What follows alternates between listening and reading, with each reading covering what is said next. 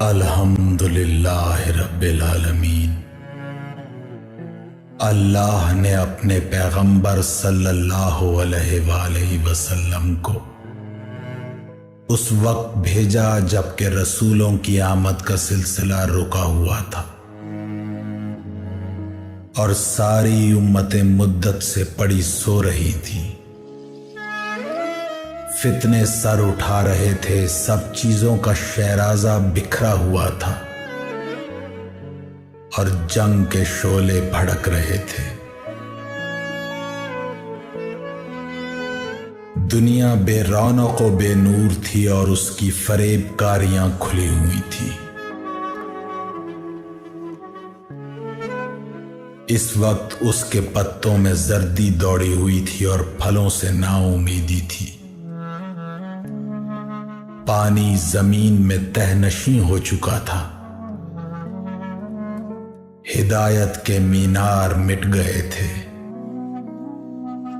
ہلاکت و گمراہی کے پرچم کھلے ہوئے تھے اور دنیا والوں کے سامنے کڑے تیوروں سے دنیا تیوری چڑھائے ہوئے نظر آ رہی تھی۔ اس کا پھل فتنہ تھا اور اس کی غذا مردار تھی۔ اندر کا لباس خوف اور باہر کا پہناوا تلوار تھا۔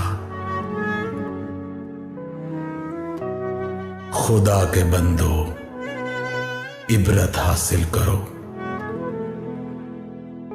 اور ان بدعمالیوں کو یاد کرو جن کے نتائج میں تمہارے باپ بھائی جکڑے ہوئے ہیں اور جن پر ان سے حساب ہونے والا ہے۔ مجھے اپنی زندگی کی قسم، تمہارا زمانہ ان کے زمانے سے زیادہ پیچھے نہیں ہے اور نہ تمہارے اور ان کے درمیان صدیوں اور زمانوں کا فاصلہ ہے۔ ابھی تم اس دن سے زیادہ دور نہیں ہوئے کہ جب ان کے صلبوں میں تھے۔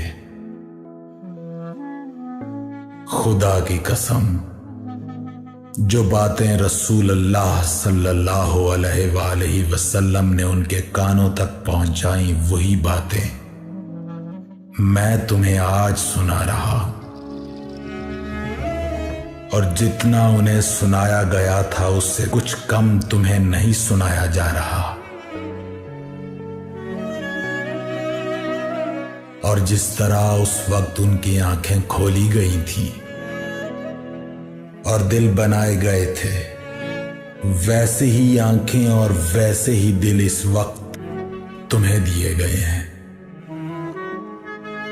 خدا کی قسم، ان کے بعد تمہیں کوئی ایسی نئی چیز نہیں بتائی گئی ہے جس سے وہ ناآشنا رہے ہوں، اور کوئی خاص چیز نہیں دی گئی جس سے وہ محروم تھے۔ ہاں، ایک ایسی مصیبت تمہیں پیش آ گئی ہے جو اس اونٹنی کی مانند ہے جس کی نقیل جھول رہی ہے اور تن ڈھیلا پڑ گیا ہے، جو کہیں نہ کہیں ٹھوکر کھا کے گر جائے گی۔ دیکھو، ان فریب خوردہ لوگوں کی ٹھاٹ باٹ تمہیں ورغلا نہ دے، اس لیے کہ یہ ایک پھیلا ہوا سایہ ہے جس کا وقت محدود ہے۔